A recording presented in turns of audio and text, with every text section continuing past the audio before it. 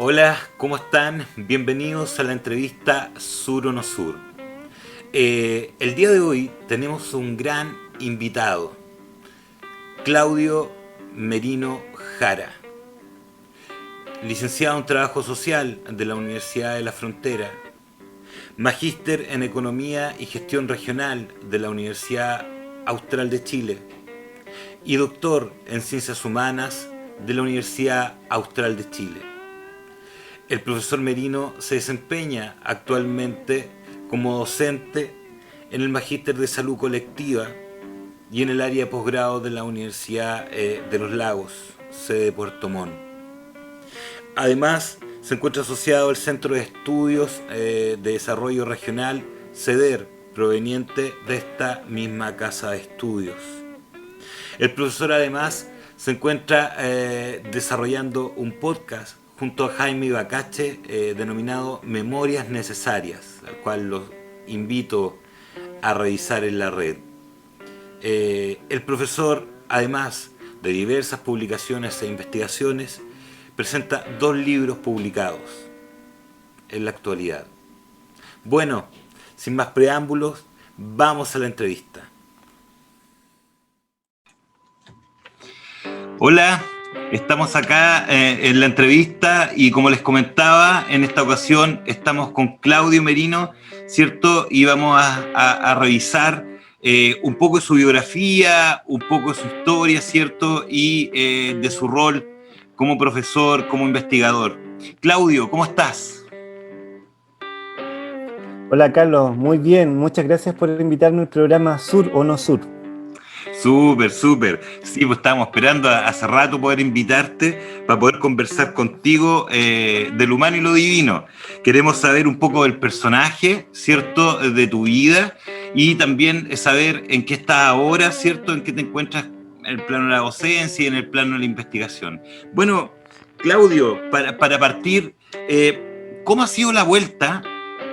Sabemos que eres trabajador social, que tienes un magíster, que tienes un doctorado y que en este momento está en investigación y docencia, pero ¿cómo ha sido la vuelta del ciudadano Claudio para llegar a este espacio tan importante, ¿cierto? Como profe, como investigador. ¿Cuál fue la vuelta que te diste en la vida para poder llegar acá, digamos? Bueno, es importante en esa vuelta plantear que yo soy primera generación. De mi grupo familiar, soy el primero que ingresa a la universidad. Entonces fue una vuelta más o menos larga y accidentada. Significa que, bueno, yo ingresé a trabajo social, pero en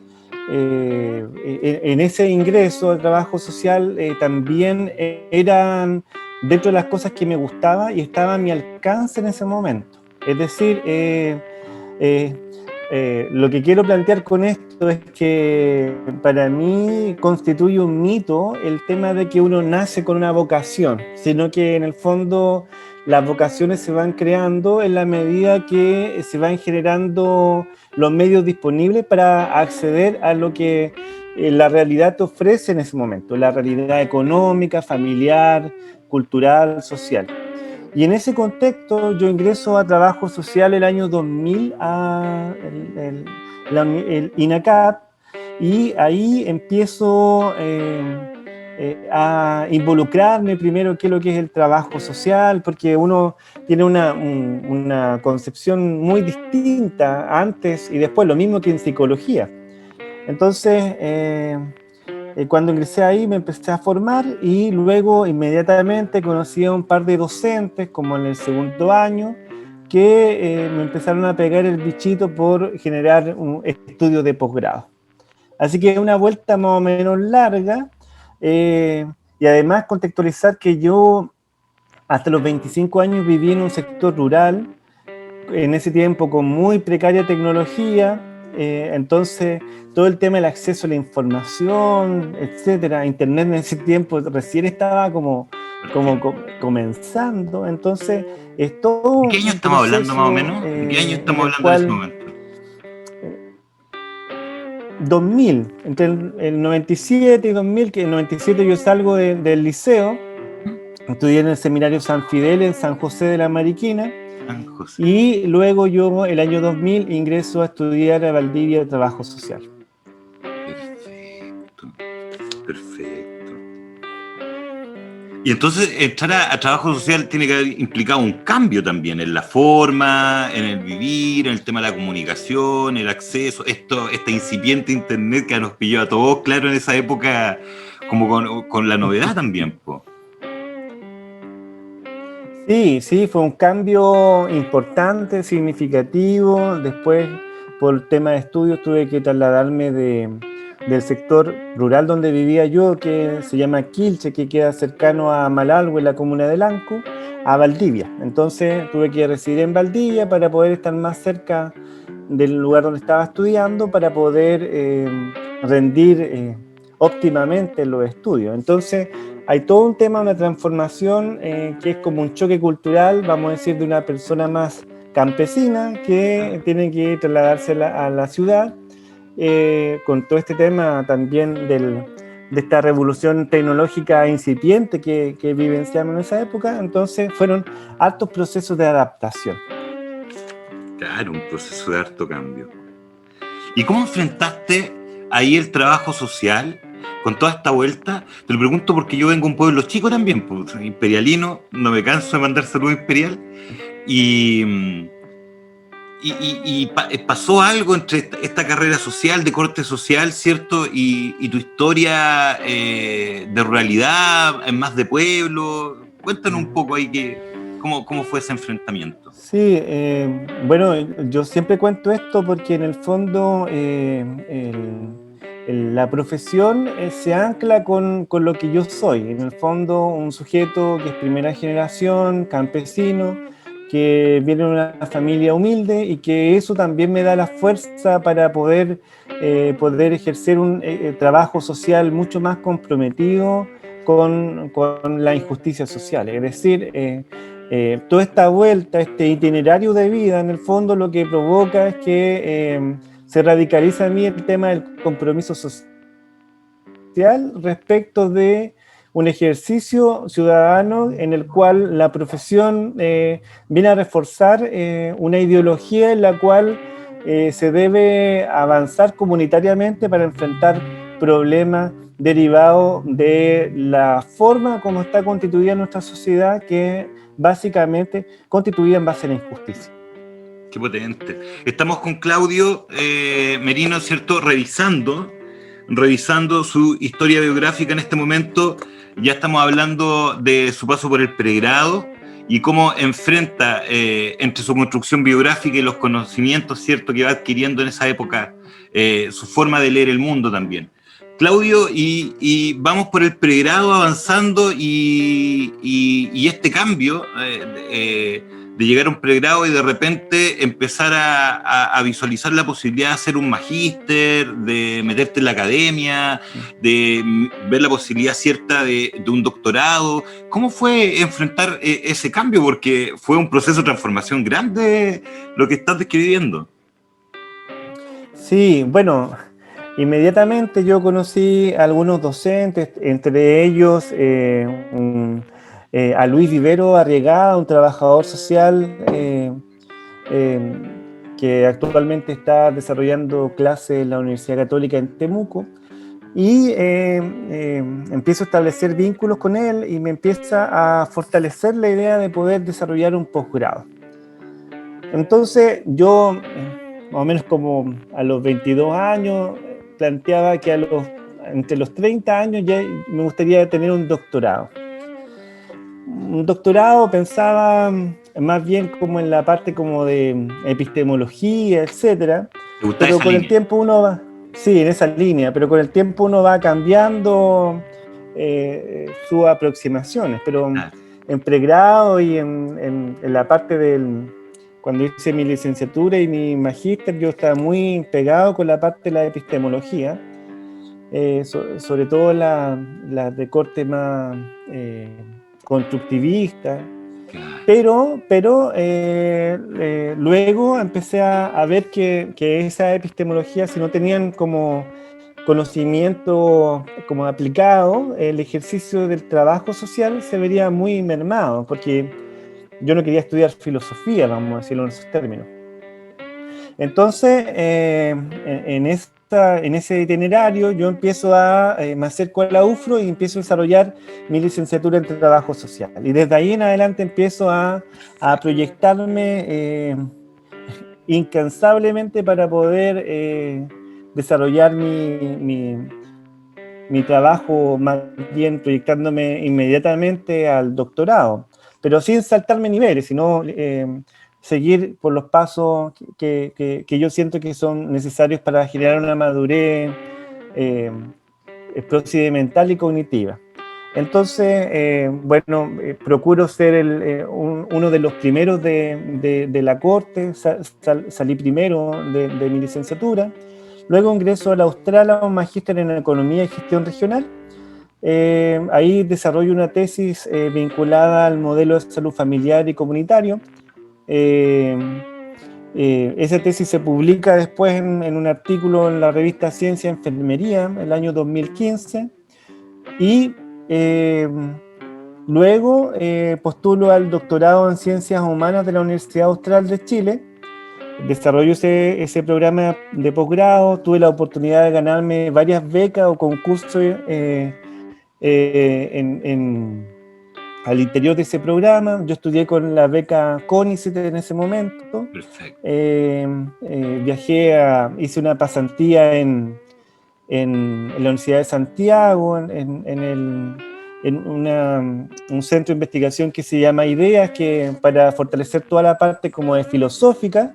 Luego hago otra pasantía en la Universidad de Valparaíso para desarrollar la línea de investigación. Estudio curso en el doctorado de Historia en la Universidad Católica de Valparaíso.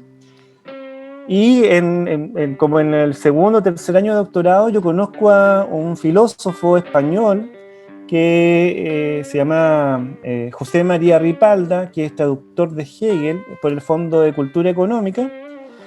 Y por supuesto, es un tipo increíble en temas de conocimiento fenomenológico y principalmente hegeliano. Y hago una estadía corta en Barcelona y en Madrid, donde empiezo a entrevistarme con distintos académicos. Me quedé en la casa de José María Ripalda un tiempo, aprovechando las redes, etcétera, y luego regreso a Chile ya con una formación con varias miradas, etcétera, que me permiten tener como visiones distintas. Y finalmente, en este recorrido doctoral, mi profesora guía, que fue María Angélica Illanes, una historiadora social muy reconocida a nivel latinoamericano, guía mi tesis de doctoral y la elaboro sobre la historia social de Chile. Y en esta historia social, luego de un tiempo, empecé a escribir la tesis en formato libro, que finalmente se publica en el 2016 por la editorial de la Universidad de los Lagos. Ya en ese momento siendo académico del Departamento de Salud de la Universidad de los Lagos.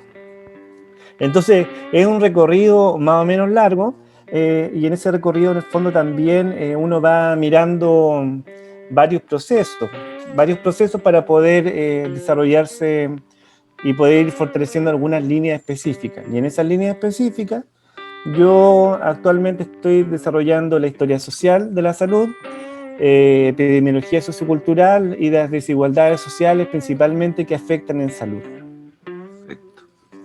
Estamos con Claudio Merino en la entrevista Sur o No Sur, indagando sobre su construcción biográfica en el proceso académico.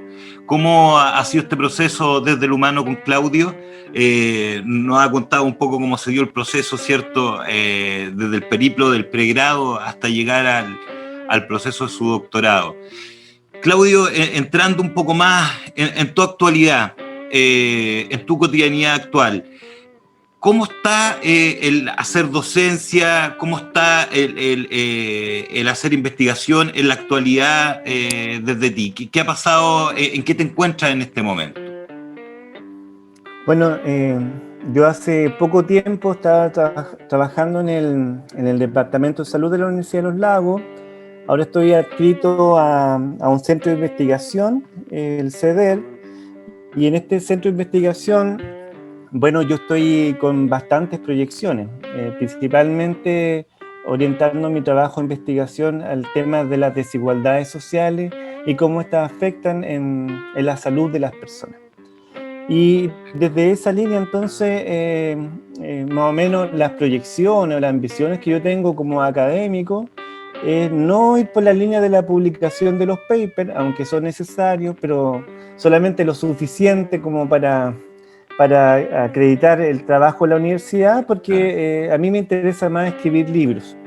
Y sobre esa línea, entonces, yo he publicado 2 libros. El primero que está relacionado con la historia de la salud en Chile, y el segundo libro que es una edición en el cual se trabaja sobre el concepto de salud colectiva desde el sur. Y ahí hay varios académicos y profesionales bien destacados, por ejemplo, Jaime Bacache, Va a estar acá Sebastián también, va a estar acá Medina, también. María Cristina Torres, Clara López, Qué Carlos Alberto potente. Fernández, es decir, un número de actores que están pensando en la salud en el territorio desde el sur. Qué potente, qué potente.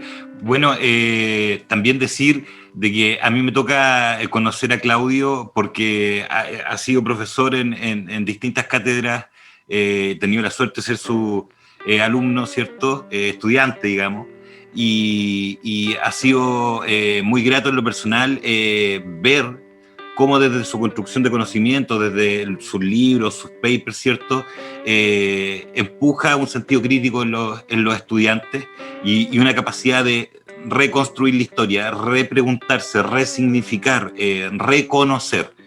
Eh, a mí eso me parece muy valioso. Cuéntanos un poco ¿por qué este camino más de la publicación de libros, tratar de ir por esta lógica editorial más que por el camino de los papers? ¿Hay un tema más personal? ¿Hay un tema de estilo? ¿Te acomoda más ese formato? ¿Te acomoda más para tu narrativa? Cuéntanos un poquito por qué está esa intención. Lo que pasa es que dentro de la academia también hay una crítica importante de cómo la universidad se ha ido neoliberalizando. Perfecto. Y entre otras cosas, esta neoliberalización de la universidad implica cuestionar el sentido de la producción del conocimiento, desde dónde y para quién y por qué razón se publica.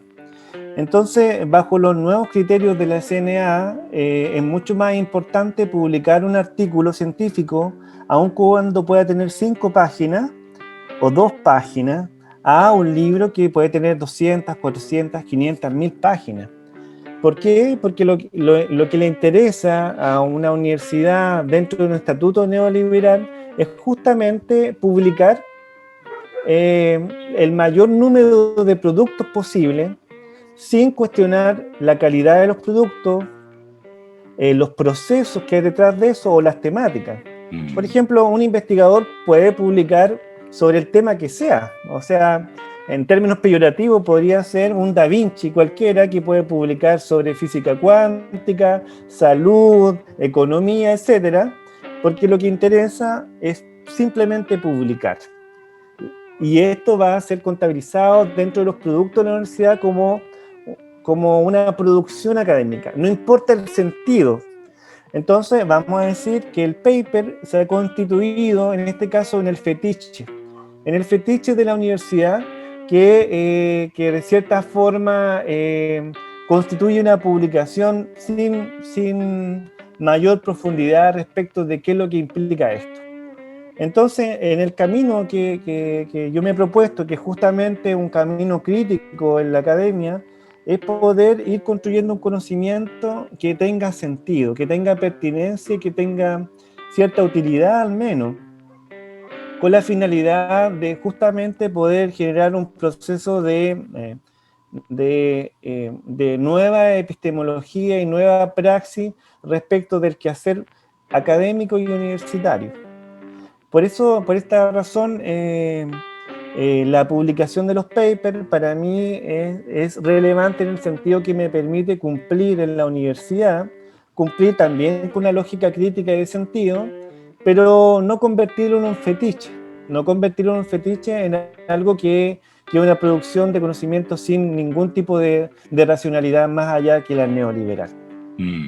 Entonces, por ahí va el tema del camino que te estoy planteando. Súper.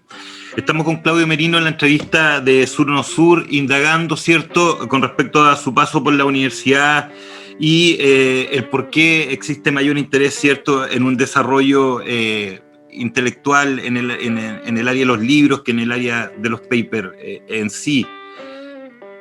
Una pequeña reflexión, profe, en torno a lo que está diciendo.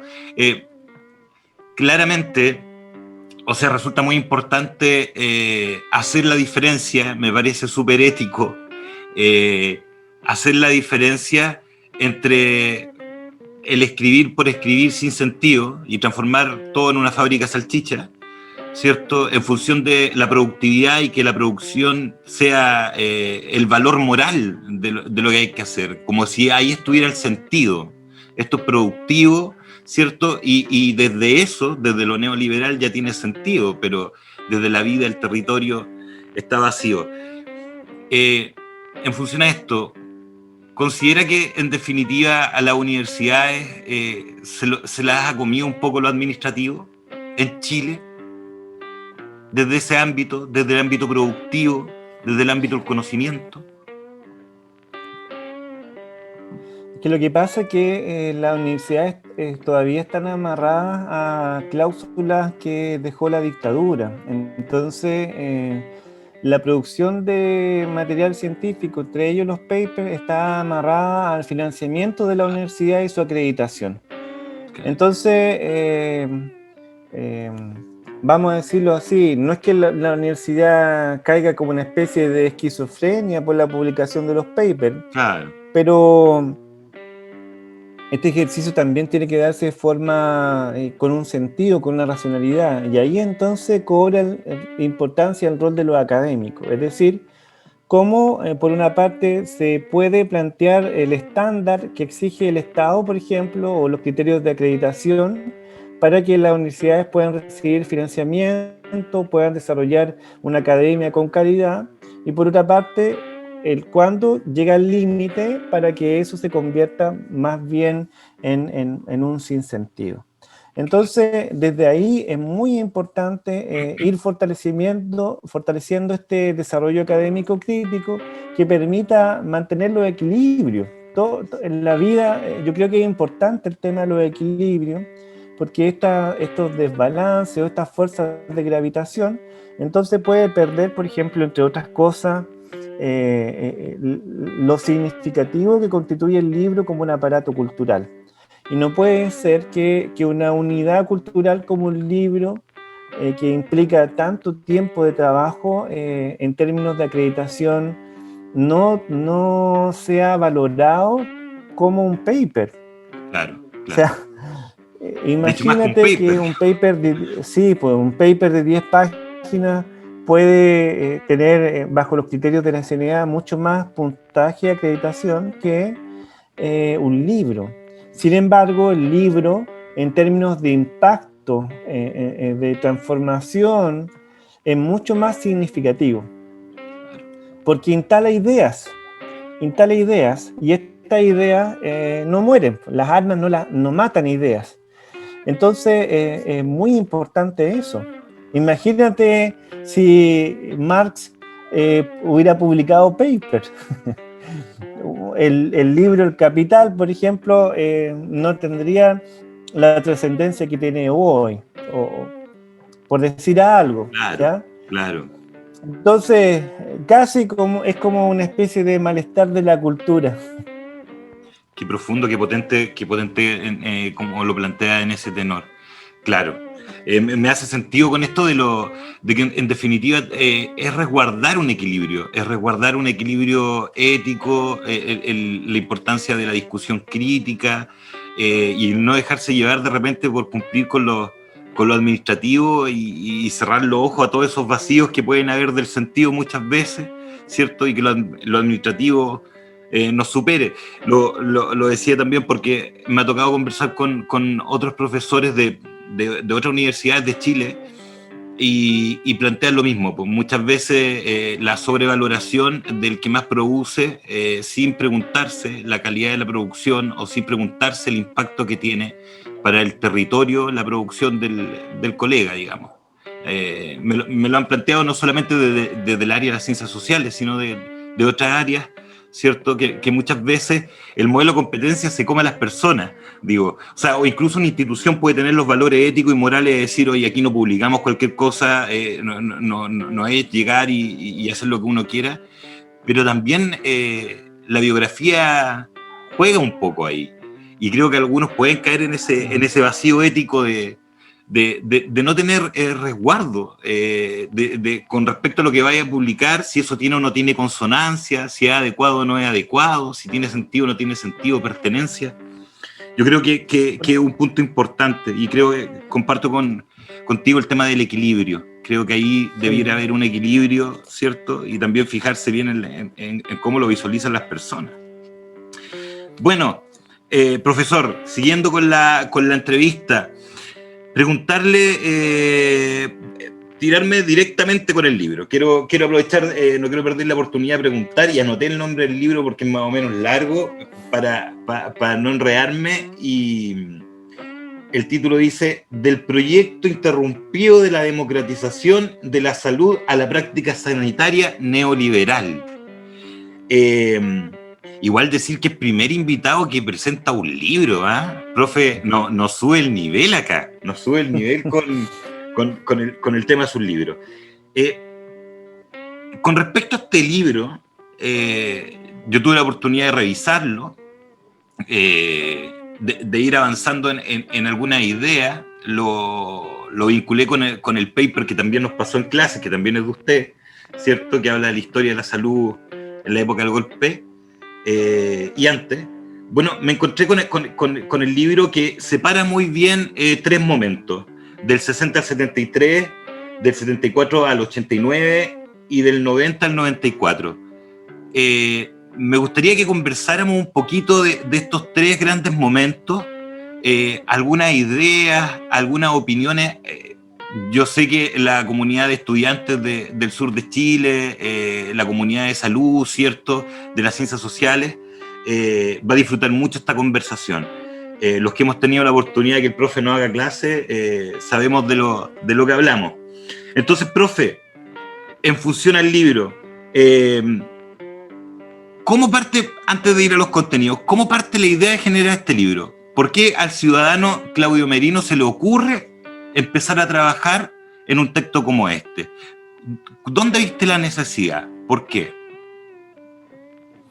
Mira, la necesidad surge cuando yo era funcionario público en un hospital de Payaco y junto a un amigo, un gran amigo mío, Sergio Mesa Oporto, psicólogo, empezamos a pensar, bueno, trabajamos en salud mental y pensábamos desde una psiquiatría crítica, muy influenciada también por Carlos Pérez, etcétera, de nuestro quehacer profesional y ver la necesidad de comprender los engranajes, cómo funciona, cómo está sustentada la racionalidad de la institucionalidad de la salud pública en Chile.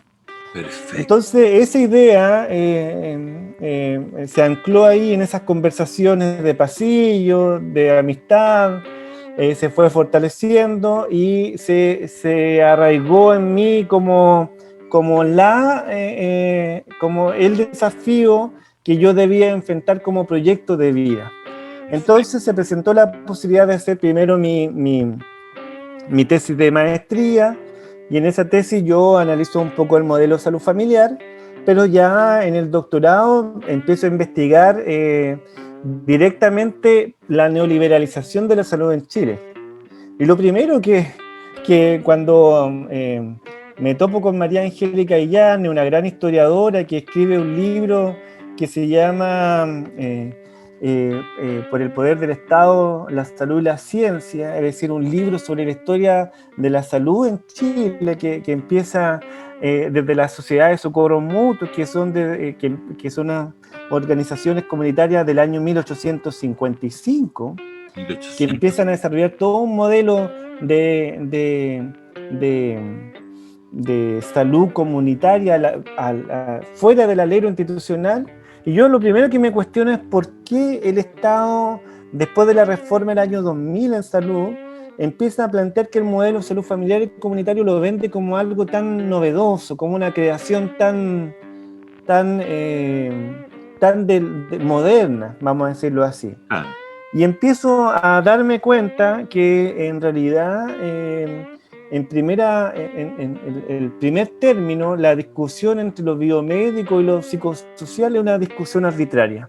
Arbitraria porque en el fondo se plantea como un proceso que es comunitario, con las familias, con la comunidad, pero no deja de ser, en el fondo, un modelo de intervención en el que un equipo de profesionales, bajo el alero y el estatus administrativo de una institución, interviene sobre ello bajo sus lógicas, sus códigos. Y entonces empiezo a investigar, a buscar en la historia, y desde ahí lo primero que surge es que, y esto no solamente lo planteo yo, sino que otros historiadores, entre ellos Molina, la misma Angélica Illanes, que nuestra institucionalidad en Chile es muy joven, vamos a decirlo así. Recién en 1924 se empieza a crear una política pública sistemática orientada a la salud, al cuidado de la vida. Antes de eso, lo que existía era básicamente un descuido generalizado del cuidado de la vida. No existían políticas públicas en ningún ámbito, y estas políticas públicas surgen al alero de los movimientos sociales y de la necesidad del propio Estado de poder intervenir en acciones para poder mejorar lo que se denominó el capital humano, para poder tener el motor o la energía humana suficiente para poder proyectar la producción económica y el progreso del país. Entonces me doy cuenta que la salud, aun cuando nosotros podemos trabajar en salud por un fin altruista, hay un fin institucional que también tiene como finalidad mantener la producción económica a través del resguardo de la vida como insumo básico necesario en términos liberales para generar lo que se llama la riqueza de las naciones. Entonces, se un bien genera engranaje, digamos. una parte, generar la mantención del engranaje. Esto sin descuidar que existe movimiento del propio sistema de salud, con la medicina social, etcétera, que tienen una finalidad mucho más, vamos a decir, crítica. Pero la medicina social también surge al alero de la revolución industrial, es decir, hay una directa conexión entre el proceso de la salud institucional y el cuidado de la vida. Bueno, la cosa es que en este proceso en el que el Estado se involucra en las acciones del cuidado comunitario, del cuidado institucional, el Estado empieza a invertir bastante dinero en educación, en vivienda, salud, entre otras cosas. Y el tema es que lo que se va a conocer como el estado de bienestar, porque justamente va a surgir este tema de las políticas públicas con la finalidad de armonizar, de controlar, de cooptar los movimientos sociales que de 1900 en adelante hasta 1920 toman una gran fuerza, una gran preponderancia, y entre otras cosas va a ser el periodo donde más matanzas va a haber en Chile. Se crea, luego de eso, bajo el alero de estos movimientos sociales, una medicina social latinoamericana que se está creando, entre ellas, por ejemplo, el argentino Juan César García, Molina, Benjamín Biel, el propio Allende, y en Allende, el año 39, publica un libro que se llama La realidad médico-social, que es básicamente un libro de sociología que describe las condiciones laborales, sociales, etcétera, que van a determinar de cierta forma la condición de salud de las personas. Es milagroso porque en el fondo, en términos milagrosos, vamos a decir irónicamente, porque el Ministerio de Salud plantea después la reforma del año 2000 y un documento del 98 de la OMS sobre las determinantes sociales de la salud, como si fuera el gran descubrimiento cuando ya los movimientos sociales latinoamericanos, el propio Salvador Allende a sus 31 años, publica este libro La realidad médico-social, y estos documentos, más una energía de una sociedad crítica en su conjunto, va a permitir lo que es la creación del Servicio Nacional de Salud, que va a ser el ícono de la época dorada de la salud pública en Chile. Es decir, de no tener nada, somos pioneros en Latinoamérica en generar un proceso de transformación social, cultural, desde la propia institucionalidad que se va a plasmar en el proyecto del Servicio Nacional de Salud, y que este proyecto de la democratización que gradualmente se va gestando a través de los movimientos sociales, la sociedad de socorro mutuo, es interrumpido por el golpe armado al Estado que genera la dictadura militar en el 73. Y esta dictadura militar lo que hace es que no interviene directamente sobre la unidad popular, sino que interviene sobre la conformación, una racionalidad en la cual el Estado formaba parte de las garantías sociales para generar un proyecto humano de sociedad mucho más inclusiva y no solamente considerado como un engranaje para el sistema. Entonces se interrumpe esta institucionalidad con su alto, con sus luces y con sus sombras, que va avanzando hacia la democratización de la salud. Y luego tenemos lo que está hoy en día, que es una neoliberalización que se empieza a gestar entre el 73 y el 80, que van a generar las bases doctrinarias para poder cimentar las bases de lo que luego se va a implementar en la Constitución del 80 a través de, por ejemplo, la privatización de la salud a través de la creación de la ISAPRE, se crea la AFP, es decir, se retrocede en la democratización de salud para tomar la salud no como un derecho, sino como un bien de consumo, en el cual entonces el cuidado del engranaje ya no es responsabilidad del Estado ni de la sociedad, sino que del propio sujeto. El propio sujeto tiene que invertir en unidades de salud, tiene que invertir en educación, tiene que invertir en vivienda, tiene que invertir en un sinnúmero de elementos que van a conformar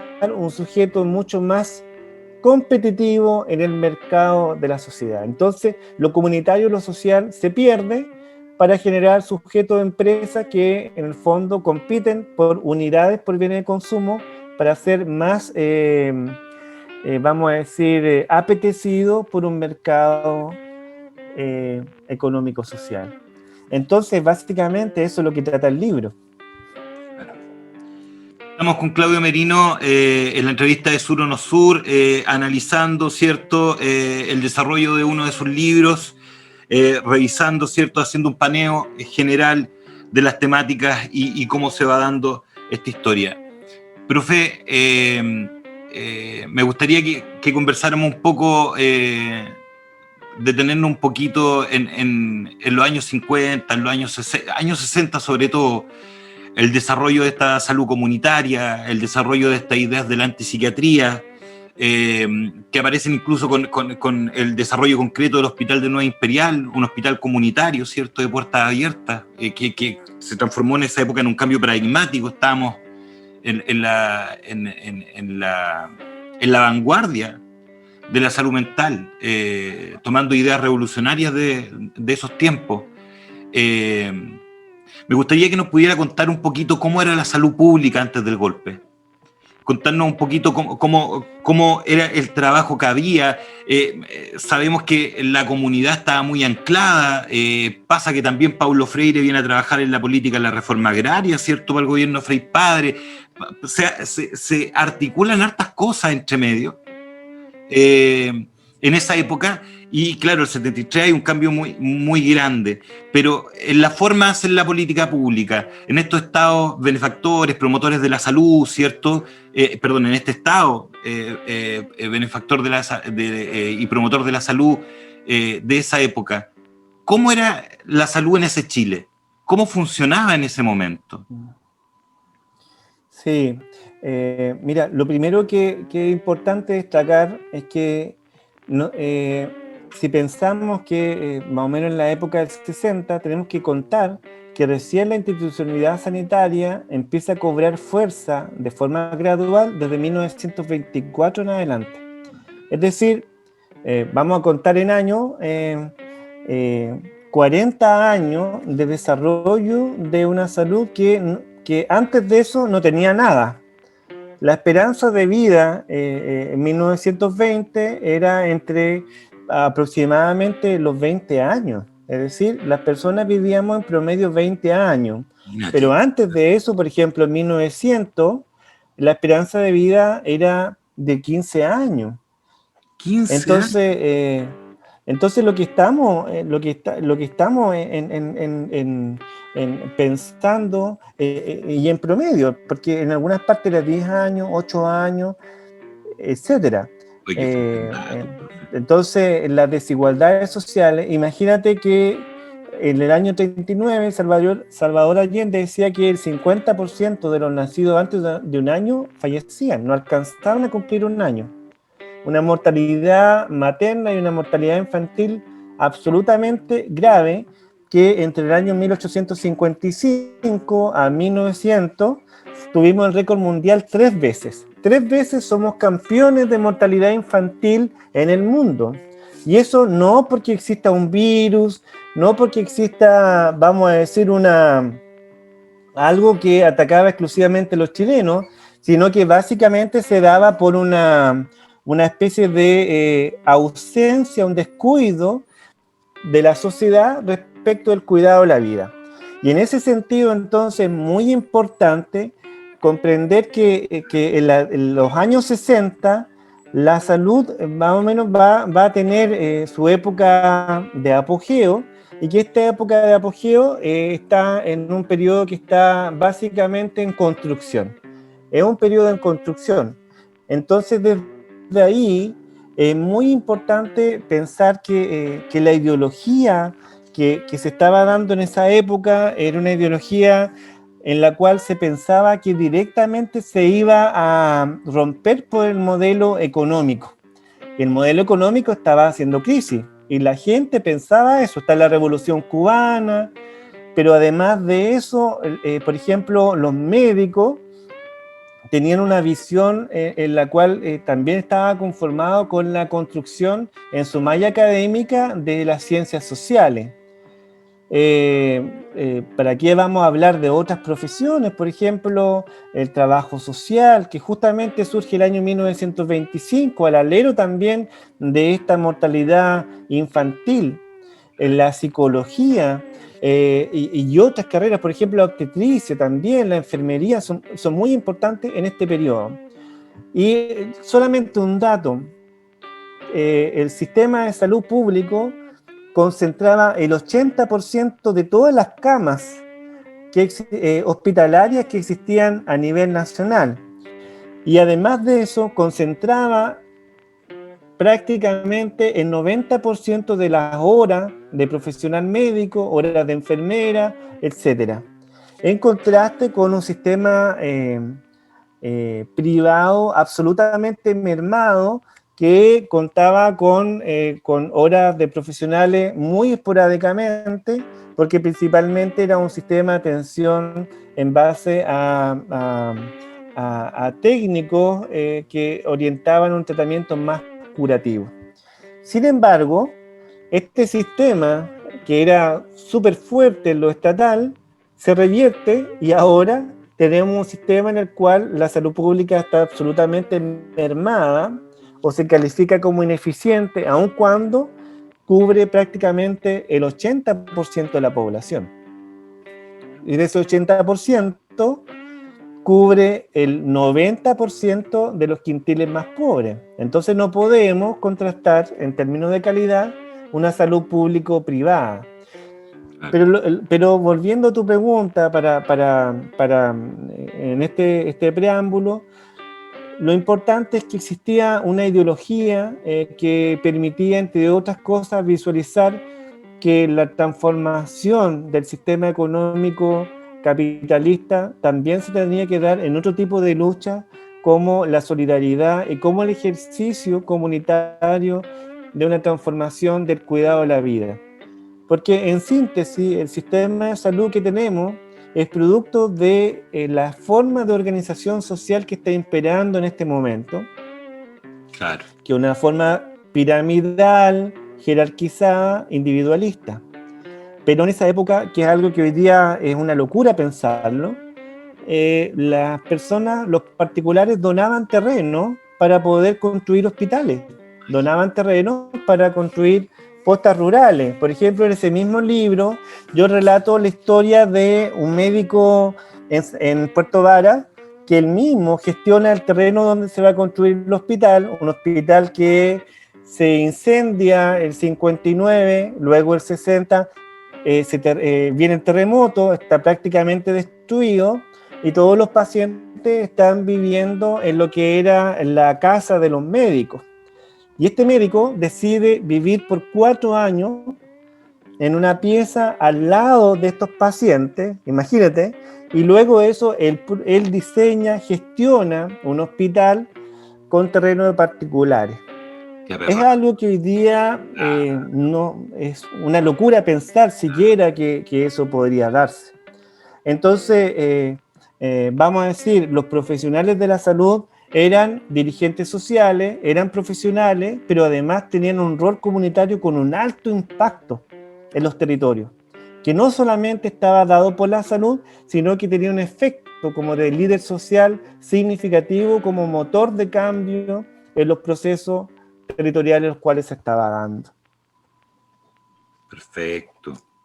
Estamos en la entrevista con Claudio Merino, la entrevista Sur o No Sur, revisando de la historia de la salud, de la historia de la salud nacional, ¿cierto? A través de las décadas, principalmente del siglo XX, revisando las transformaciones y los cambios, las distintas metamorfosis que ha sufrido la salud, ¿cierto? A propósito de definiciones políticas en nuestro país. Profe, y en función a los años 60, ¿qué es lo que, bueno, todos sabemos lo que significó los golpes, ¿cierto? Desde la lógica de derechos humanos, ¿cierto? El tema ideológico, la política, en estos polos marcados tan binarios. Pero desde las ciencias sociales, desde la salud, ¿qué es lo que hace dramático este cambio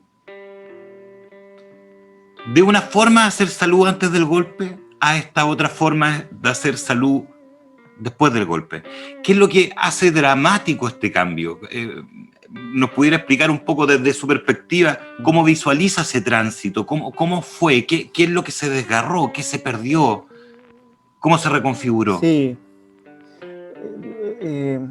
Lo que yo siento que es como lo más dramático es la instalación de una racionalidad económica sobre un proceso del cuidado de la vida.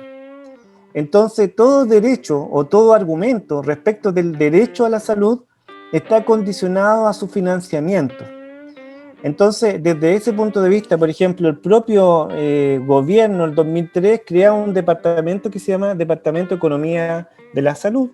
Y este departamento hace estudios de mercado en los cuales hace grupos focales y bajo metodología, entre comillas, participativa, le dice, mira, a la gente los recursos son escasos, pero queremos saber respecto de estas prioridades, una escala de prioridades, qué elementos usted podría condicionar como derecho y qué otras condiciones en esta lógica de solidaridad, ¿no? Los seres humanos chilenos deberían poder cancelar los recursos. Entonces, todo debate, por ejemplo, el mismo tema constitucional actual, todo debate va a estar condicionado al derecho a la salud bajo su forma de financiamiento. Entonces es una trampa ideológica porque en el fondo esta racionalidad impera en el sentido de que la salud va a estar condicionada según la capacidad de pago y según los medios que tiene el país. Cuando está comprobado que una mejor salud incrementa la productividad y que esto genera efectos significativos, por ejemplo, en otras políticas sociales, como en educación, como en vivienda, etc. Entonces, desde ahí se tiene que dar una lógica en el cual, en este nuevo proceso de sociedad que estamos proyectando, pensemos la salud como un derecho que no está condicionado a la forma de financiamiento, porque esta forma de financiamiento se puede ir generando a través de otro tipo de mecanismos, como los impuestos, etcétera. Perfecto.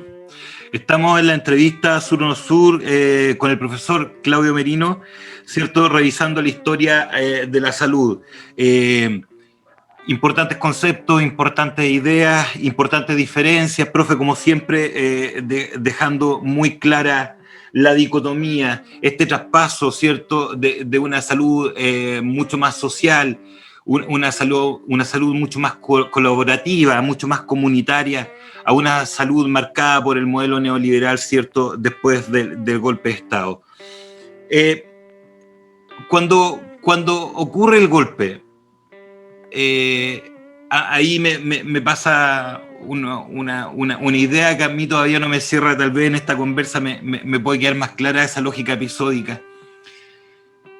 ¿Cómo durante los 2 primeros años de la dictadura militar se reconfigura la salud? Yo entiendo que del 78 para adelante empiezan a aparecer definiciones mucho más estrictas, ¿cierto? La llegada de la ISAPRES, como bien decía usted, la llegada de la AFP y todo. Pero durante estos primeros 2 años, ¿qué pasa en la escena de la salud? ¿Cómo se reconfigura la salud?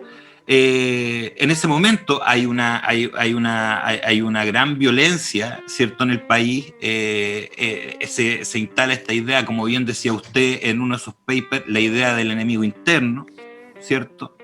De estas personas que por pensar ideológicamente distintas eran vistas como enemigas, ¿cierto? Muerte de muchas personas, muchos desaparecidos. ¿Cómo enfrentó toda esta situación política el país, la salud pública nacional durante los 2 primeros años?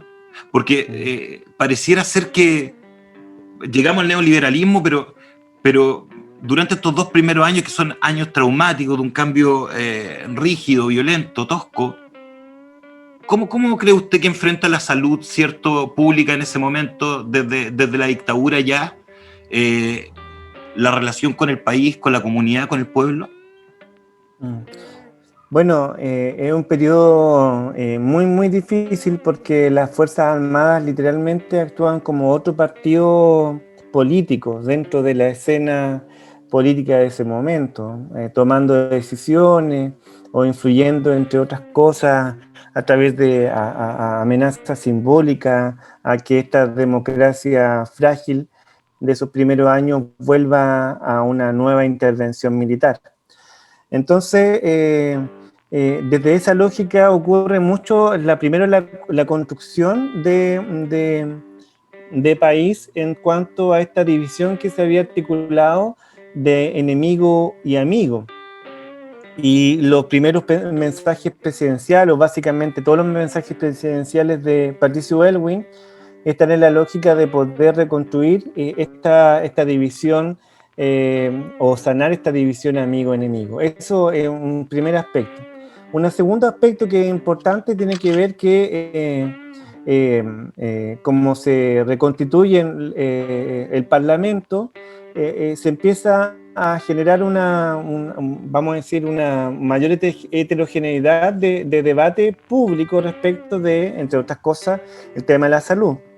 Y no olvidar que en la década de los 80, en este proceso de la privatización de la salud, el gobierno militar le quita en ese momento el Servicio Nacional de Salud, que después crea lo que se llama el Sistema Nacional de Servicios de Salud, 27 servicios de salud a nivel nacional, entre ellos el antiguo Yanchipal, que ahora es el Servicio de Salud del Reloncaví, con la finalidad de desarticular, de descentralizar, porque los principios, en términos operativos de la política pública en salud, va a estar vinculado con la priorización de los recursos en salud para los quintiles más pobres de la población, con la descentralización y con el fomento de la competencia a través de este actor que va a ser la ISAPRE.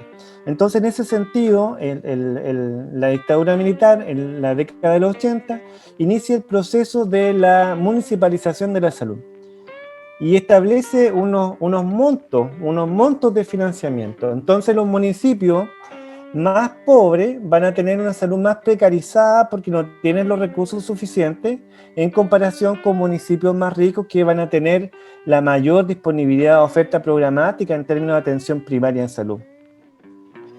Entonces, por decir algo, en dos comunas distintas, cumpliendo las mismas funciones, un trabajador de la salud podía ganar hasta 50% menos que en el otro lugar, porque los sueldos no estaban regularizados, no estaban estandarizados. Además, hay que considerar que los primeros años del gobierno de los partidos por la concertación, les pido disculpas ahí que mi perrito está afuera y está ahí un cachorro. Los primeros años de la concertación se descubrió en un balance que existía un déficit de funcionarios de 11.000 funcionarios solamente en atención primaria. Y en el gobierno de Frei Ruiz Tagle se hace un balance que solamente en Santiago no se habían construido hospitales por 20 años. 20 años que no se construía ningún tipo de hospital. Entonces, si pensamos eso, los primeros años de la salud pública, vamos a decir que es un proceso que yo he denominado de diagnóstico. Diagnóstico en el sentido de generar un catastro de qué es lo que implicó en el gobierno de la dictadura este déficit de financiamiento, porque hubo un recorte presupuestario significativo en salud, que se generó gradualmente a dejar entonces a esta salud muy, muy precarizada. Si uno tiene la posibilidad, por ejemplo, de conversar con técnicos paramédicos antiguos, se reutilizaban las agujas, no había hospitales descascarados porque no había mantención de pintura, fríos porque no había presupuesto para calefacción, etc. Entonces, hay una salud que está enferma y que en este proceso de los primeros años de los gobiernos de la concertación se empieza a ver el catastro, un diagnóstico de qué es lo que falta. Además, como se empieza a retomar los movimientos sociales, los propios organizaciones de salud van a generar un movimiento para generar un cambio de estatuto administrativo que permita una nueva regularización de las funciones de la atención primaria. Entonces, los primeros años de los gobiernos de la concertación es un periodo más bien de catastro, de diagnóstico y de ajuste para poder ejercer esto, pero ojo, sin cambiar, y esto lo dice Patricio Aylwin clarito en un documento publicado el año 89 en un debate presidencial, sin cambiar el modelo de Estado subsidiario, que es decir, que sigue priorizando los recursos en los sectores más pobres de la población. No un Estado de derecho, sino un Estado subsidiario. Ahora, lo interesante de esto es que los gobiernos de la concertación reciben el país con un 45% de pobreza, y esto ustedes lo pueden ver en las publicaciones de Richard Franz David, que es básicamente un estudiante que fue compañero de los Chicago Boys. Él también es considerado un Chicago Boys, pero más bien socialdemócrata. 45% pobreza.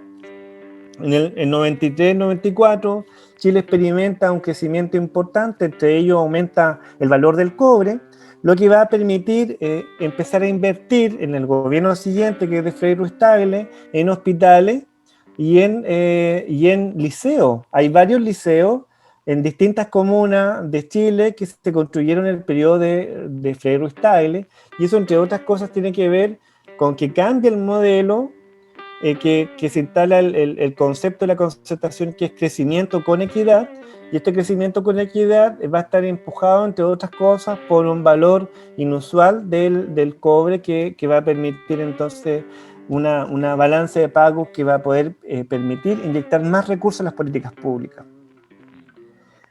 Al año 98, de tener el año 89 un 45% de pobreza, baja a un 11% de pobreza. Es decir, en los primeros años de la concertación se disminuye objetivamente en términos cuantitativos la pobreza, pero incrementan otros problemas, como el tema del endeudamiento, por ejemplo, y tratar de financiamiento del Estado a través del Estado subsidiario, lo va a compensar, entre otras cosas, el consumo de la deuda.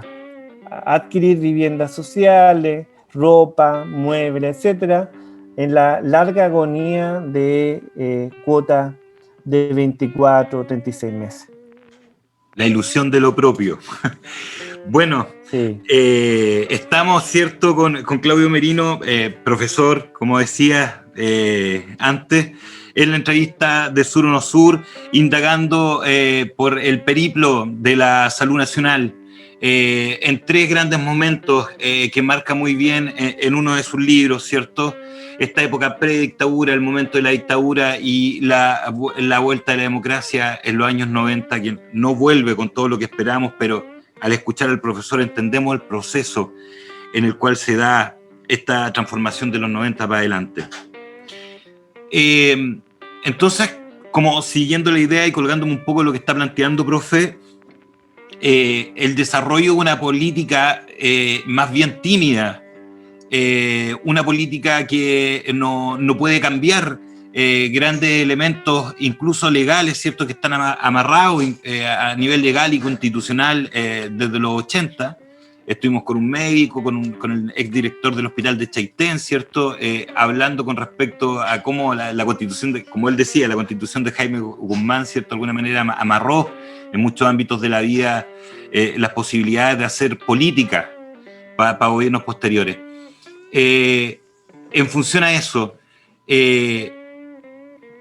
una consideración personal, preguntándole al ciudadano Claudio Merino, el miedo de retornar a la dictadura, el miedo de hacer algo distinto que, por ejemplo, a la derecha o a la dictadura, ¿cierto?, le pudiera molestar, fue un elemento importante durante los primeros años de los 90 como para hacer una política pública. Estaban pensando la concertación, por ejemplo, en no molestar a la derecha clásica, no molestar a los militares, no intentando generar grandes cambios, en definitiva. Yo creo que parte de eso efectivamente ocurrió, porque no hay que olvidar que durante la década de 90 también hubieron desaparecidos y detenidos, que los desaparecieron y que hasta el día de hoy no se encuentran. También hay que sumar a esto los pactos de silencio, no solamente de militares, sino también de privados, respecto de muchas personas que hoy día están desaparecidas y que sus familiares han muerto sin poder encontrarlos. Entonces, parte de ese miedo está. Pero sin embargo, también hay que considerar que en realidad este retorno de la democracia hoy día es más claro que nunca. Se evidencia que fue una democracia pactada. Y en esta democracia pactada, entonces, más bien los gobiernos de la concertación, aun cuando redujeron la pobreza, mejoraron indicadores económicos, y evaluándolo a los ojos de sus tiempos, hicieron transformaciones importantes. Eso no significa que pudieran haber hecho otras cosas mejores. Por ejemplo, y que no quedarse como gobiernos más bien de tipo cosmético, que adecuaron ciertas cosas de la Constitución del 80, privatizaron otras cosas. Por ejemplo, el cobre es herencia. La privatización del cobre, como lo tenemos hoy día, no es un efecto de la dictadura, sino que corresponde a la administración de Frei y de Lago. Lo mismo con el endeudamiento de la educación. Eso no tiene que ver con la dictadura. Entonces, si bien es cierto, la dictadura es culpable de varios elementos de los cuales vivimos hoy en día, también la concertación tiene mucha culpa respecto de estos gobiernos cosméticos que en realidad evidencian lo pactado de la democracia. Y si uno sume un tercer elemento, que es el tema del financiamiento irregular de la política, y que entre ellos, por ejemplo, el ex yerno de Pinochet, Ponce Lerú, haya financiado a políticos de centro izquierda, habla, entre otras cosas, entonces que básicamente Colajote, estábamos viviendo... ¿ah? de Chincolajote, digamos. De Chincolajote, estamos básicamente viviendo una especie de burbuja democrática. Entonces, si a la luz de la historia y con muchos antecedentes sobre la mesa, vinculado también a lo propio pactado con organismos internacionales como el Banco Mundial, por ejemplo, el Fondo Monetario Internacional, uno evidencia que hay varias cosas que se podrían haber hecho mejor, pero los gobiernos de la concertación optó por un camino, el crecimiento, con una equidad en la medida de lo posible. Y entonces por eso estamos justamente con todo este proceso que se origina el 18 de octubre del 2019, pero que en realidad ni siquiera son 30 años, sino que obedece a la serie de desigualdades históricas, estructurales que ha acumulado Chile, que se generan desde que se conformó Chile. Tuvo un periodo en el cual esto se iba truncando, pero después literalmente se interrumpe con un golpe armado al Estado y cambia una visión de Estado mucho más orientada hacia que los bienes sociales, vamos a decir, van a ser, o los derechos sociales se van a convertir en bienes de consumo. Y desde ahí entonces es muy importante comprender que los gobiernos de la concertación, entre ellos la propia Bachelet, que es la que se considera más de izquierda, fueron gobiernos cosméticos. ¿Para qué hablar de Sebastián Piñera? Claro. Estamos en la entrevista con Claudio Merino, ¿cierto? Entrevista Sur o No Sur, revisando la salud nacional. Estábamos revisando algunos años de la concertación, conceptos como en la medida de lo posible, ¿cierto? Aparecen rápidamente. Y cuando se habla de gobiernos de que los gobiernos de la concertación fueron gobiernos de transición, es como que se lo tomaron muy en serio. Debieron haber tomado la vanguardia en algunos temas, probablemente sin tanto miedo.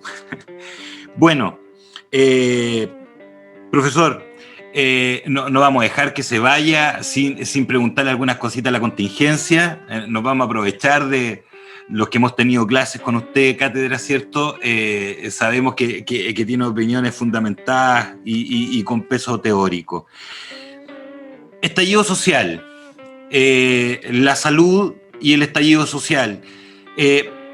¿Cómo llega, a propósito de todo este análisis potente, histórico, ¿cierto? Hermoso que genera, cómo llega la salud al estallido social? ¿Es una variable? ¿Es un gatillante? ¿Potencia la escena?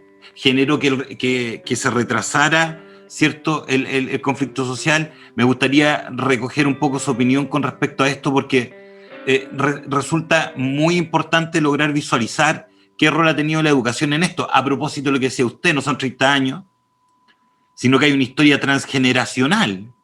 O sea, hay un relato de mi abuelo, transmitido a mi madre, transmitido a mí. Hay relatos del trauma que recibieron muchas personas, ¿cierto?, desde la política pública. En salud, en educación, ¿para qué hablar del aparato represivo? Entonces, claramente, la historia se puede retrotraer a momentos mucho más distantes. Me gustaría saber, nuevamente, el ciudadano Claudio Merino, ¿cómo ve la relación entre estallido social y salud pública? Bueno, lo veo directamente involucrado porque, como decía al principio, salud, educación, vivienda, previsión, son los elementos esenciales, básicos, en los cuales nosotros como seres humanos nos merecemos un cuidado, una vida, no solamente que seamos percibidos por una élite como un engranaje que es parte de un sistema productivo que necesita ser cuidado en la medida de lo posible, lo justo y necesario, para poder producir y que viva lo suficiente para que después no genere una carga para el Estado. De hecho, las guías clínicas, todas las guías clínicas, por ejemplo, la guía de suicidio, la prevención del suicidio, aparece cuánto le significa al Estado la carga que significa el coste de la depresión para el Estado, y lo calculan en pesos, pero también calculan cuánto es lo que una persona enferma de depresión deja de producir, cuánto es lo que deja de aportar a la economía nacional, que son los años de vida perdidos, ¿cierto?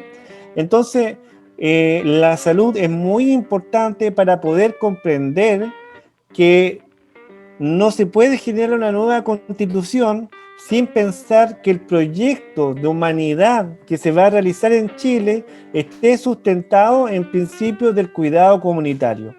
Y ese cuidado comunitario, entre otras cosas, tiene que percibir que la educación, la salud, la vivienda, incluso el derecho al trabajo, son partes esenciales para que un ser humano pueda cumplir su proyecto de vida, no un proyecto de vida individual, sino un proyecto de sociedad, donde todos empujemos una sociedad mucho más solidaria. Yo estoy participando en distintas organizaciones, por ejemplo, el Colectivo Crítico Pandemia y Salud, que es una red de académicos desde la Universidad de Chile, pero también en el colectivo Salud Crítica, que en el fondo participamos académicos, dirigentes sociales, desde Temuco a Puerto Montt, y también participo en Alame Sur Patagonia, y desde ahí he colaborado con Archipiélago de Chiloé, el movimiento Archipiélago Soberano. Y entonces, en saludos las para los chiquillos, discusiones, para todos, Alame, saludos Archipiélago. a todos. Y desde ahí entonces la discusión de salud cobra un elemento fundamental y gravitante junto a estas otras discusiones, educación, vivienda, previsión, trabajo, para poder pensar una salud con proyección dentro del contexto que se sustente en derecho. Es decir, esta nueva constitución, estamos pensando en un nuevo proyecto de sociedad, y este nuevo proyecto de sociedad tiene que estar fundado en los derechos. La historia de Chile es una historia que todos los derechos que nosotros tenemos, los que estamos gozando, entre ellos el descanso dominical, por ejemplo, son derechos que han costado vidas, que han costado cuerpos humanos, que han fallecido producto de solicitar esto. Esta nueva proceso constituyente que estamos viviendo hoy día ha costado ojos, literalmente muchos ojos, y muchas personas hoy en día están siendo apresadas políticamente sin ningún juicio, llevan un año esperando sin ningún tipo de prueba, solamente una prevención preventiva de un año. Lo mismo con el movimiento mapuche, cómo se ha ido criminalizando. Entonces, vamos a decir que este nuevo proceso constitucional ha costado muchos sacrificios humanos. Y desde ese sacrificio humano, entonces tenemos que pensar cuáles van a ser las proyecciones para el futuro. Perfecto. Como un nuevo proyecto de sociedad. Perfecto. Estamos con Claudio Merino en la entrevista Sur o No Sur, revisando con respecto a la historia de la salud, la historia durante el siglo XX de la salud nacional, ¿cierto? Y en este momento ya revisando salud y contingencia, salud y estallido social. Profe, me gustaría poder llevarlo al plano de la nueva Constitución. Tenemos una escena probablemente histórica, sin lugar a duda, una escena que va a generar la aparición de nuevos relatos de participación política, de nuevos actores que van a hacer la política pública y nacional, la figura del constituyente. Para que para que podamos hacer, ¿cierto? Una salud pública de calidad, una salud pública más comunitaria, una salud pública más respetuosa de los territorios, de los marcos culturales, de la humanidad misma. ¿Qué debiera pasar con esta nueva constitución para que la salud genere un cambio potente de aquí en adelante en comparación a lo que está pasando? ¿Dónde debieran estar los puntos de inflexión para que la salud se transforme, deje de ser vista como un producto, digamos, y que pase a ser un elemento de una sociedad de bienestar que esté centrada a escala humana en las personas? ¿Qué cree usted, profe, que debiera darse en esta nueva constitución para tener una mejor salud? Lo primero es que debe existir una planificación territorial en base a la epidemiología socioculturales o los problemas de salud que se dan en los territorios. Segundo elemento, se debe distinguir entre las acciones de salud y las atenciones de salud. Las atenciones de salud que están dadas por la institucionalidad sanitaria tienen que empezar a reenfocarse desde un punto de vista de no actuar reactivamente frente a las enfermedades, sino que también de forma preventiva. Yo sé que esta palabra preventiva está muy manoseada en el contexto del modelo de salud familiar y comunitario. Sin embargo, lo que ocurre hoy en día es que se sigue trabajando en base a programas nacionales que no necesariamente tienen una pertinencia territorial. Al mismo tiempo, estos programas siguen centrándose en el ejercicio más bien solamente de las necesidades institucionales, sin pensar cómo esas necesidades institucionales tienen o no sentido en el desarrollo comunitario, territorial de un cierto lugar o una comuna. Entonces, eso por una parte. Una segunda parte es que la salud como derecho, como bienestar, va a estar implicada por otras cosas, entre ellas, por ejemplo, la contaminación ambiental, la configuración de las ciudades, también la configuración de la construcción de la ciudad en las áreas verdes, etcétera. Es decir, un sinnúmero de factores que van a afectar en el bienestar o los procesos de salud o enfermedad de las personas. Entonces habría que distinguir entre las atenciones de salud y podríamos decir, lo que es propiamente salud, propiamente tal.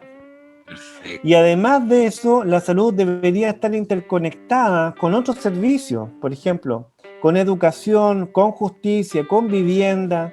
¿Cómo se puede pensar que una política pública en la cual establece un máximo de metros cuadrados, por ejemplo, como viviendas sociales, va a generar bienestar para familias de 5 o 6 personas? No tenemos casas de 20 metros cuadrados. Están construyendo, y está a la vista de todo, en San Pablo, la comuna de San Pablo, al lado de la carretera, casas de 20 metros cuadrados. Y entonces eso genera al tiro un malestar. Ahí se van a derivar otros problemas. Entonces tenemos que pensar, situar la salud como un proceso que está articulado con otras políticas sociales. Si no es así, si no se planifica territorialmente con equipos que puedan desarrollar un trabajo epidemiológico comunitario, y yo sé que está entre tus invitados Jaime Bacacho, un saludo para Jaime que está justamente en ese proceso junto a Alejandra Leighton y varios de allá de Chiloé, por ejemplo el mismo Andrés Varela, que trabaja en el PRAIS pensando entonces el acto de reparatorio no solamente desde una política pública, sino de un trabajo mucho más colectivo, comunitario. Entonces esos insumos, por ejemplo, que se dan en este territorio son importantes que nos den la fuerza suficiente para poder interpelar y generar acciones de diálogo con los constituyentes para que esas buenas prácticas queden plasmadas en un proyecto de sociedad. Estamos en la entrevista con el profesor Claudio Merino, revisando, ¿cierto?, ahora temas emergentes de la actualidad, estallido social, el cambio de constitución, y en función a esto mismo, cambio constitucional, nueva escena social. Preguntarle, profesor, ¿Qué rol deben tomar las universidades? ¿Qué rol deben tomar los profesores en este proceso social y político de Chile? Las universidades, los docentes universitarios, a través de la historia de Chile, a través de la historia grande de Chile, de toda la historia de Chile, han jugado un papel muy importante en la construcción del país. ¿Qué opinión le merece a usted, profe, o cree qué rol debieran jugar las universidades y los profesores universitarios en este cambio constitucional, en este cambio histórico, digamos, de nuestro país? Bueno, entre otras cosas, empezar a aplicar el conocimiento acumulado que está en las universidades. El sentido de esta acumulación de conocimiento, como planteaba la ilustración, generar un elemento emancipador. Y desde ahí entonces el rol de lo académico y la universidad en general tiene que ser un rol no solamente, vamos a decir, de aportar con los conocimientos, con el debate, sino también el deber de nosotros de sumarnos como ciudadanos en un proceso que implique militancia, una militancia para poder construir una sociedad que permita establecer mejores parámetros de justicia social. Y desde ahí entonces también es muy importante tratar de, vamos a decir, como de mover, de ser capaces de generar ciertos procesos de indignación respecto de la injusticia que se están viviendo en Chile. Entonces, el rol de la universidad es fundamental, al igual que otras instituciones, para generar un trabajo colaborativo con los verdaderos actores, que es la sociedad civil. Entonces, lo importante es que los académicos y las universidades no coopten, no generen no se tome la voz, porque la universidad y los académicos son los que históricamente se han tomado la voz, vamos a decirlo así, en términos de la contingencia pública y política. Entonces, ahora lo que hay que hacer es justamente actuar como socios estratégicos de las personas que por años se les ha silenciado la voz, a través de la democracia representativa, etcétera. Es decir, no podemos caer en ese juego en el cual nuevamente el ciudadano de a pie, común y corriente, se mantenga al margen de las decisiones que estamos viviendo como país. Porque justamente uno de los problemas que ha tenido Chile es que ha quitado de la voz del diálogo el debate político. ¿Por qué? Porque ese debate político, es decir, la visión de un proyecto de país y cómo se instala esto a largo plazo, se ha quedado en la voz de los representantes, que son los congresistas, el presidente, los concejales, alcaldes, etc. Tenemos que volver a reconstruir una plaza pública, una plaza ciudadana, en definitiva, para poder instalar y debatir estos temas. Estamos con el profe Claudio en la entrevista de Sur No Sur, ya llegando a la parte final. Se me ha pasado volando la entrevista, profe, ha estado muy entretenido como siempre las conversas con usted. Ya cerrando, ¿cierto? Dejar un último espacio para algún comentario, alguna reflexión final, profe, antes de ir cerrando la entrevista. Estamos viviendo un proceso que es muy importante, estamos siendo parte de la historia y no nos podemos restar. Y esto implica que aun cuando estemos cansados, aun cuando estemos agotados, viviendo este proceso de pandemia, es importante que nos sumemos a la serie de cabildos, a la serie de procesos que se están dando, porque esto va a depender de nuestro futuro, del futuro de nuestros hijos, de nuestros nietos y de nuestros contemporáneos. Entonces, tenemos la posibilidad, al igual como lo hicieron las sociedades de socorro mutuo, al igual como lo hicieron los médicos inspirados en la medicina social, al igual como lo hicieron en su momento distintas organizaciones sociales que lucharon para derrocar la dictadura. Es importante que nosotros cumplamos nuestro papel histórico en la sociedad, que justamente poder pensar la sociedad fundada en derecho o tratar de ir avanzando en esa línea. Porque estamos peleando históricamente pequeños centímetros de márgenes de libertad. Y ahora nos toca a nosotros poder enfrentar este proceso. Así que esa es mi reflexión final y te agradezco mucho la entrevista. Desear todo lo éxito al programa Sur o No Sur, porque creo que es importante también revitalizar estas discusiones en el ámbito de la salud en general. Sí, muchas gracias, profesor. Igual, darle las gracias por su tiempo, ¿cierto? Por las palabras. Siempre es un gusto escucharlo. A mí me vuela la cabeza cuando lo escucho con sus ideas y esta mirada histórica, ¿cierto? Y desde eso muy crítica, ¿cierto? Que nos invita a deconstruir un poco la historia oficial de la salud para entender realmente cómo fue el proceso desde la comunidad. Darle las gracias por eso, darle las gracias por la participación y espero que esta no sea la última entrevista. ¿Ah? Hay mucho que conversar, mucho paño que cortar, se diría en mi pueblo. Nos falta un libro del cual conversar. Profe no tiene un libro nomás, ¿ah? Un crack, así que tiene más material para poder compartir con nosotros. Profesor, como le decía, darle las gracias. Esta es su casa, bienvenido cuando quiera para otro tema, poder conversar. Nosotros felices de poder estar con usted acá. Como siempre, un gusto.